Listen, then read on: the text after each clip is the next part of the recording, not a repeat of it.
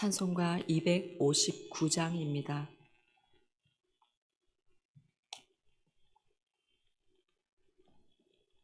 259장입니다.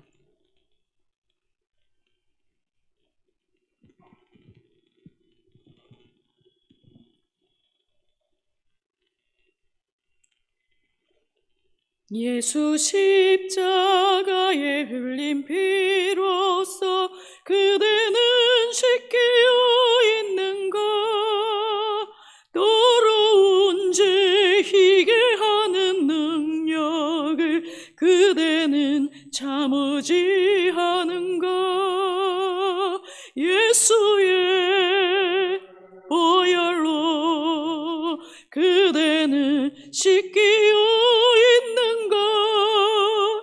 마음속에 여러 가지 죄악이 깨끗이 씻기어 있는가. 주 예수와 밤낮으로 늘 함께 그대는 행동을 하는가. 아무 때나 어디서나 그대는 십자가 붙들고 있는가. 예수의 보혈로 그대는 씻기어 있는가. 마음속에 여러 가지 죄악이 깨끗이 씻기어 있는가. 주님 예수 다시 올 때 그대는 영접할 예복이 있는가. 그대 몸은 거룩한 곳 천국에 들어갈 준비가 됐는가. 예수의 보혈로 그대는 씻기어 있는가. 마음속에 여러 가지 죄악이 깨끗이 씻기어 있는가. 모든 죄에 더러워진 예복을 주 앞에 지금 다 벗어서 샘물같이 솟아나는 보혈로 눈보다 더 이게 씻으라. 예수의 보혈로 그대는 씻기어 있는가. 마음속에 여러 가지 죄악이 깨끗이 씻기어 있는가. 마태복음 13장 44절에서 58절 말씀입니다.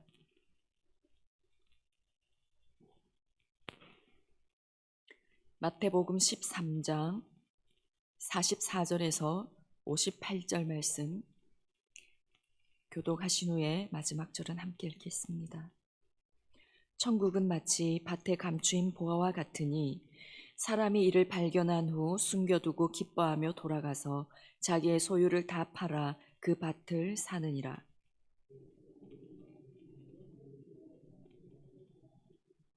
극히 값진 진주 하나를 발견하매 가서 자기의 소유를 다 팔아 그 진주를 사느니라.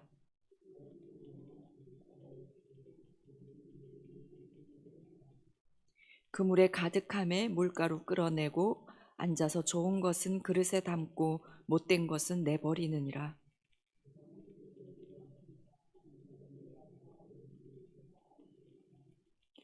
풀무불에 던져 넣으리니 거기서 울며 이를 갈리라.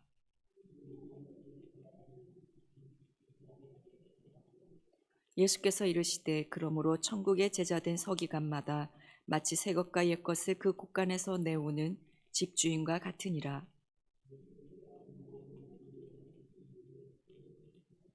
고향으로 돌아가사 그들의 회당에서 가르치시니 그들이 놀라 이르되 이 사람의 이 지혜와 이런 능력이 어디서 났느냐.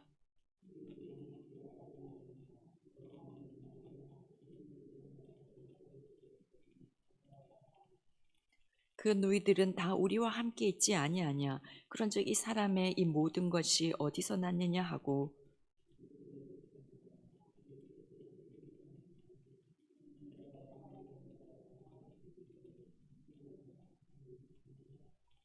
그들이 믿지 않음으로 말미암아 거기서 많은 능력을 행하지 아니하시니라. 아멘. 오늘 본문에서는 천국에 관한 비유가 세 가지가 나옵니다.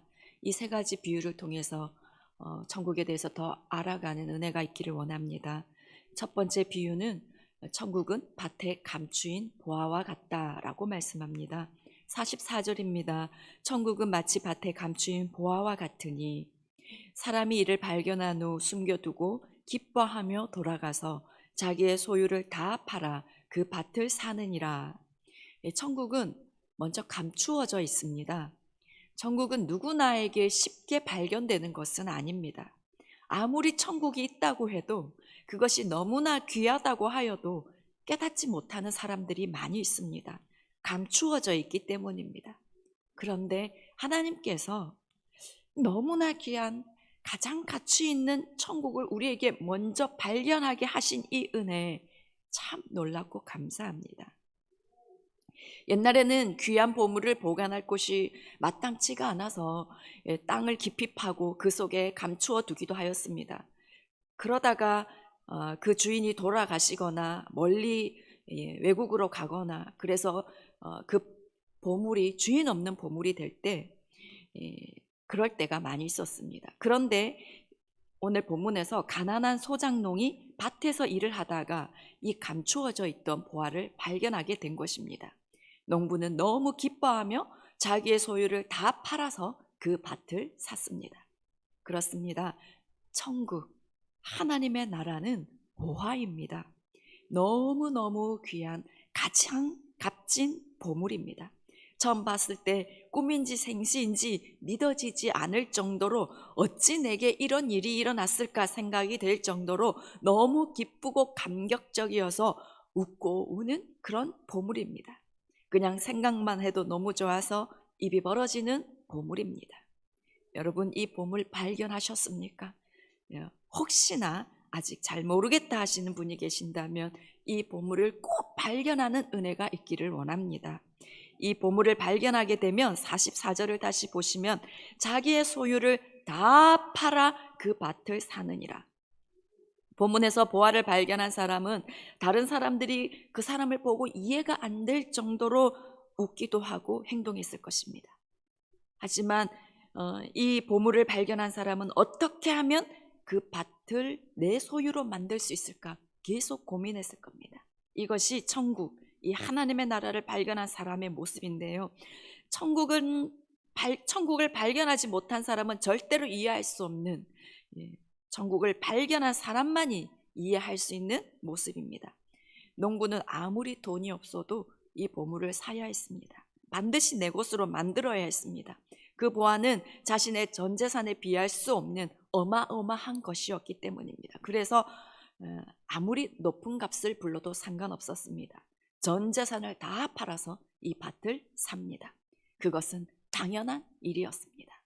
45절부터 나오는 좋은 진주를 구하기 위해 찾아다니는 상인도 마찬가지입니다. 46절을 보시면 극히 값진 진주 하나를 발견하며 가서 자기의 소유를 다 팔아 그 진주를 사느니라. 당시 페르시아만과 인도양 등지에서 채취한 진주는 가장 고가품에 속하였다고 합니다. 이런 진주는 금보다 더 귀한 보물로 여겨졌고요. 그래서 좋은 진주를 계속 찾아다니던 상인은 기대하는 것을 훨씬 뛰어넘는 극히 값진 진주 하나를 발견합니다. 상인은 그 진주를 보고 고민하지 않습니다. 그냥 자기의 소유를 다 팔아서 전 재산을 다 주고 그 진주를 사버립니다. 그렇습니다. 우리가 예수 그리스도 안에 감추어져 있는 이 하나님의 나라의 이 놀라운 가치, 이 보물을 진정으로 발견한 사람은 그냥 있을 수가 없는 것입니다. 그것이 가장 값진 것인 것을 알기 때문에 절대로 이 극히 값진 진주를 놓칠 수가 없기 때문에 내 모든 것을 희생하고도 내 것으로 만드는 것은 당연한 것입니다. 간혹 세상적으로 볼 때 훌륭한 직업을 가지고 있고 성공한 분들이 그 모든 것을 다 내려놓고 선교사로 떠나는 분들을 보게 됩니다. 한국에 있으면 편안하게 재정적으로도 넉넉히 잘 살 수 있는데도 오지로 가서 복음을 위해서 스스로 고생을 선택합니다. 우리는 그런 모습을 보면서 참 대단하다 생각합니다. 맞습니다. 참 귀한 분들입니다. 그런데 그분들이 그렇게 할 수 있는 것은 예수 그리스도 안에 있는 그 하나님의 나라, 그 가치는 충분히 그렇게 하여도 조금도 아깝지 않을 만큼 귀한 것이기 때문입니다. 모든 소유가 아닌 그 목숨을 들여서라도 그 가치를 소유할 수 있다면 조금도 아깝지 않을 만큼 귀한 보물이기 때문입니다. 밭에서 보물을 발견한 농부도 진주를 구한 상인도 조금도 미련 없이 자기의 모든 소유를 다 팔아서 그 밭을 샀습니다. 여러분들에게 천국은 내 가진 모든 소유를 다 팔아서 바꿔도 조금도 아깝지 않은 보물이 맞습니까? 어떤 이들은 믿음이 있다 하지만 실제로 주님이 다 버리고 나를 따를 수 있겠니? 라고 물으신다면 솔직히 많은 고민을 하며 손에 쥐고 있는 것들을 내려놓지 못하는 경우도 있습니다. 마태복음 19장에서 부자 청년이 예수님께 찾아와서 어떻게 하면 영생을 얻을 수 있습니까? 물었습니다. 그때 예수님께서 너의 모든 소유를 다 팔아서 가난한 자에게 주고 와서 나를 따르라 했을 때 이 청년은 재물이 많아서 근심하며 돌아갔습니다. 천국의 가치를 제대로 발견하지 못한 사람은 이렇게 고민하게 됩니다. 손에 쥔 것이 더 귀하게 느껴집니다. 우리는 정말 천국의 가치를 제대로 발견하는 자가 되기를 원합니다. 그래서 내가 가진 소유 이것조차도 조금도 아낌없이 주님께 내어드리고 그 가치를 다 사버리는 그런 지혜로운 자, 진정으로 천국을 소유하는 자가 되기를 간절히 원합니다. 45절에 좋은 진주를 구하는 장사와 같으니에서 구하는 이 단어의 원어는 제툰티라고 하는데요. 이 의미는 얻으려고 애를 쓰다입니다. 이 단어는 좋은 진주를 구하기 위해서 사방팔방으로 열심히 돌아다니는 모습을 표현한 단어입니다. 상인의 끊임없는 갈구를 나타내는 것이죠. 좋은 진주를 구하는 상인은 가만히 있지 않았습니다. 좋은 진주를 구하기 위해 열심히 애쓰며 돌아다니며 노력하였습니다. 저와 여러분이 아직 발견하지 못한 그 귀한 천국의 가치, 그 보배롭고 영광스러운 가치를 더욱더 발견하기 위해 그것을 얻기 위해 계속해서 애쓰며 구하는 자들이 되기를 원합니다. 마태복음 11장 12절에 천국은 침노를 당하나니 침노하는 자는 빼앗느니라 라고 말씀하셨습니다. 침노하는 자, 이 단어는 비아스타이라고 하는데요, 몹시 단호한 용기 있는 사람들이라는 뜻입니다. 천국을 향하여 돌진하는 강력한 제자들이라고 합니다. 저와 여러분이 천국을 향하여 돌진하는 강력한 제자들이 되기를 원합니다. 다른 데 시선 두지 않고 천국을 향하여서 오직 예수 그리스도를 향하여서 극히 값진 진주를 얻기 위해서 돌진하는 자들이 되기를 원합니다. 끊임없이 갈구하기 원합니다. 더 기도하며 돌진하기 원합니다. 주님께 나에게 눈을 열어 천국을 더욱더 발견하게 해주십시오. 가장 귀한 보화이신 예수 그리스도의 그 아름다움을 더욱더 밝히 보는 자가 되게 해주십시오라고 기도하며 천국을 향하여 침노하며 빼앗는 우리 모두 되기를 원합니다. 천국에 대해 세 번째 비유가 47절부터 나옵니다. 또 천국은 마치 바다에 치고 각종 물고기를 모는 그물과 같으니, 47절의 그물, 이 그물은요, 배 두 척 양끝에 고정시켜서 끌고 다니면서 고기를 잡는 그런 그물을 말한다고 합니다. 그래서 이 그물은 바다 깊은 곳까지 다 훑어서 물고기를 잡는다고 하네요. 이 47절에 각종 물고기라고 하였는데, 이것은 천국 복음은 인종, 성별, 신분을 가리지 않고 모든 사람에게 전파될 것이다 라는 뜻입니다. 그런데 문제는 이 복음을 듣는다고 해서 모든 사람들이 천국을 다 소유하는 것은 아니다라는 것이죠. 48절을 보겠습니다. 그물에 가득함에 물가로 끌어내고 앉아서 좋은 것은 그릇에 담고 못된 것은 내버리느니라. 그물에 잡혔다고 모두 주인이 가져가지는 않습니다. 분류 작업을 합니다. 마찬가지로 49절 50절을 보시겠습니다. 세상 끝에도 이러하리라. 천사들이 와서 의인 중에서 악인을 갈라내어 풀무불에 던져 넣으리니 거기서 울며 이를 갈리라. 세상 끝에 심판이 있습니다. 의인 중에서 악인을 갈라내어서 풀무불에 던져 넣습니다. 의인 중에서라고 말씀합니다. 의인인 것처럼 의인 중에 섞여 있지만 사실은 그렇지 않은 사람을 말합니다. 이 말씀은 교회 밖에 있는 사람들을 향해서 하는 말씀이 아닙니다. 교회 안에 같이 있지만, 의인 중에 섞여 있지만 사실은 악인인 사람을 주님은 갈라내어서 풀무불에 던져 넣는다 하십니다. 풀무불, 그곳은 울며 이를 가는 고통만이 있는 곳입니다. 우리는, 나와 우리 가족, 또 우리 성도님들과 우리 다음 세대가 이 교회라는 울타리 안에 있음으로 인해서 안심하면 안 된다라는 것을 오늘 기억하기 원합니다. 48절에서 말하는 못된 것, 이 원어의 뜻이요, 부패하다라는 의미를 가지고 있습니다. 이 생명이 없어 부패한 물고기를 내버렸습니다. 교회 안에 있지만 생명이 없는 자는 내버려 불에 던져질 것입니다. 우리가 예수 생명 가지고 있는 자가 되기를 원합니다. 우리 가족과 우리 모든 효성의 가족들과 다음 세대들이 예수 생명 가지고 있는 자가 되기를 간절히 원합니다. 그래서 풀무불에 던져지는 그런 비참한 일이 없도록 어려운 상황이지만 우리 최선을 다해서 기도하고 또 예수 생명 전하는 자가 되기를 간절히 원합니다. 54절부터 예수님은 고향으로 가셔서 회당에서 가르치셨습니다. 모두 놀라서 54절을 보시면 그들이 놀라 이르되 이 사람의 이 지혜와 이런 능력이 어디서 났느냐. 예수님의 놀라운 가르침에 모두 제압당해서 어리둥절해졌습니다. 그러면 이 놀라운 가르침을 듣고 복음을 받아들여야 하는데 그들은 그렇게 하지 않았습니다. 예수님을 향해서 목수의 아들이 아니냐라며 예수님을 폄하하였습니다. 예수님을 잘 안다고 생각했던 고향 사람들, 그들은 오히려 가장 값진 보아 되신 예수님을 알아보지 못하고 경시하고 배척하였습니다. 그래서 예수님은 58절을 보시면 그들이 믿음 없음으로 말미암아 거기서 많은 능력을 행하지 아니하시느니라. 고향 사람들이 예수님을 믿지 않아서 예수님은 그곳에서 많은 능력을 행하지 않으십니다. 고향 사람들은 예수님에 대해서 잘 알고 있다고 생각했지만 사실은 그들은 예수님이 어떤 분인지 전혀 몰랐습니다. 예수님을 그들의 틀에 가두어 놓고 그 이상을 믿지 않았습니다.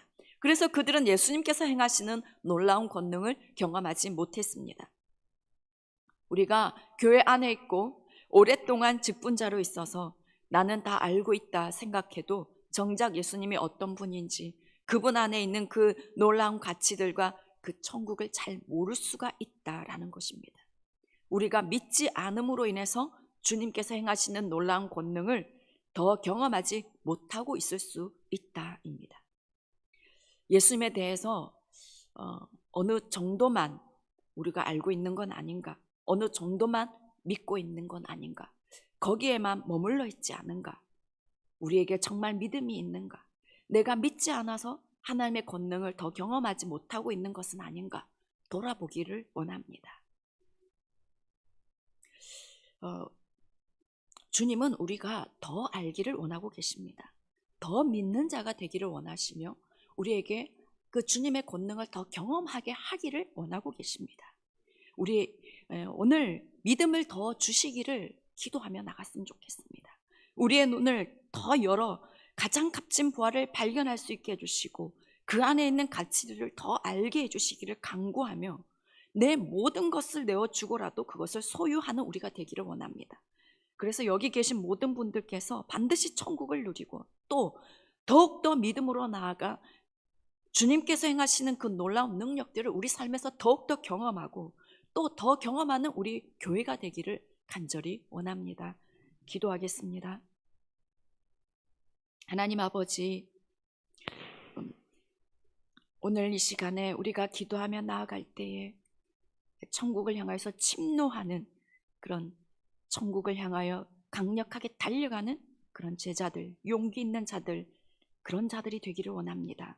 그리하여 하나님 아버지께서 열어주시는 그 천국을 더 발견하는 은혜가 우리에게 있게 하여 주시옵소서.